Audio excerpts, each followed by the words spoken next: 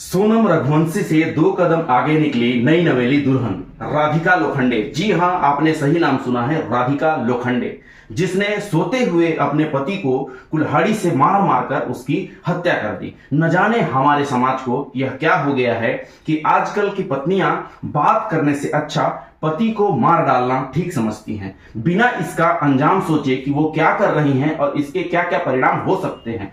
कोई अपने पति को खाई में फेंक दे रहा है, तो कोई अपने पति को मारकर ड्रम में डाल दे रहा है, तो कोई अपने पति को कुल्हाड़ी से मार मारकर उसकी हत्या कर दे रही है। नमस्कार दोस्तों, मेरा नाम है चंदन और मैं आज आपके सामने सच्ची घटना पर आधारित एक कहानी लेकर आया हूं।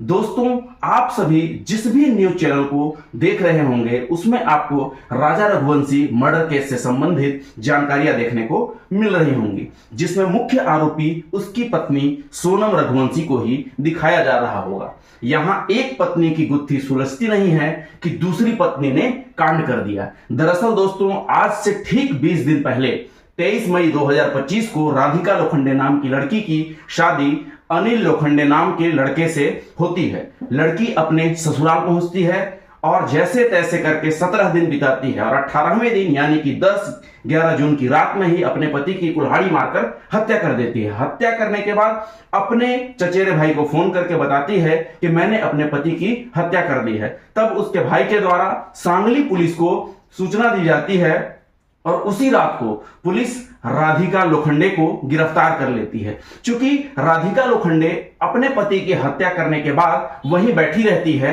पुलिस के बयान में राधिका लोखंडे ने बताया कि मेरे पति अनिल लोखंडे के द्वारा मुझ पर शारीरिक संबंध बनाने का दबाव बनाया जाता था, जिससे परेशान होकर मैंने उसकी हत्या कर दी। अगर आप भी यही सोच रहे हैं कि अगर उसे यह सब नहीं करना था तो शादी ही क्यों की, तो आप बिल्कुल ठीक सोच रहे हैं, क्योंकि पुलिस का भी यही कहना है। खैर, अभी और बयान आने बाकी हैं, उससे सब कुछ साफ हो जाएगा कि मामला क्या है। दोस्तों, अब आगे मैं जो आपको बताने वाला हूं, शायद इस बात को जानने के बाद आपको इस घटना को समझने में और आसानी हो सकती है। दरअसल मैं जिस राधिका लोखंडे की बात कर रहा हूं वह महाराष्ट्र के सतारा जिला के बाड़े ग्राम की रहने वाली है और वह 27 साल की है, जबकि अनिल लोखंडे की उम्र 54 साल है, मतलब लड़की से जस्ट दोगुने उम्र का लड़का।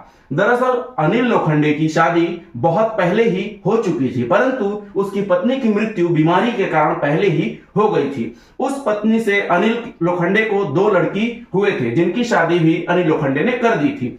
उनकी शादी होने के बाद अनिल लोखंडे अकेला पड़ गया, उसकी देखरेख करने वाला कोई नहीं रह गया और वह बीमार भी रहने लगा।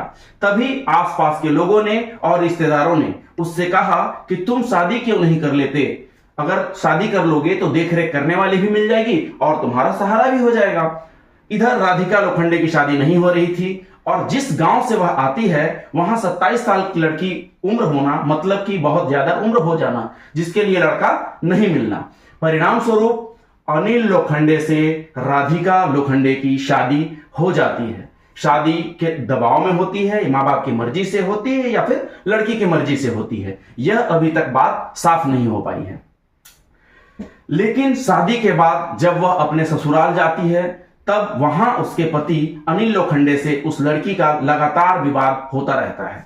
चूंकि लड़की अनिल लोखंडे की बेटी की उम्र की होती है, उनके बीच एक पीढ़ी का अंतर होता है, जिस कारण उन दोनों के विचार आपस में मिलते जुलते नहीं थे।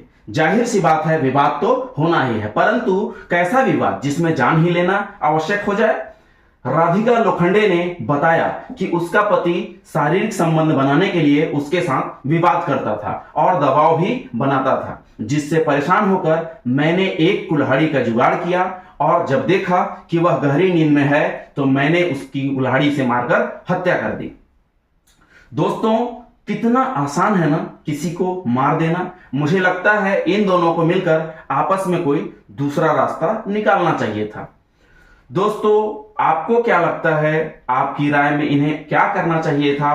कृपया अपनी राय कमेंट में जरूर बताएं। मुझे आपके कमेंट का इंतजार रहेगा। बहुत बहुत धन्यवाद।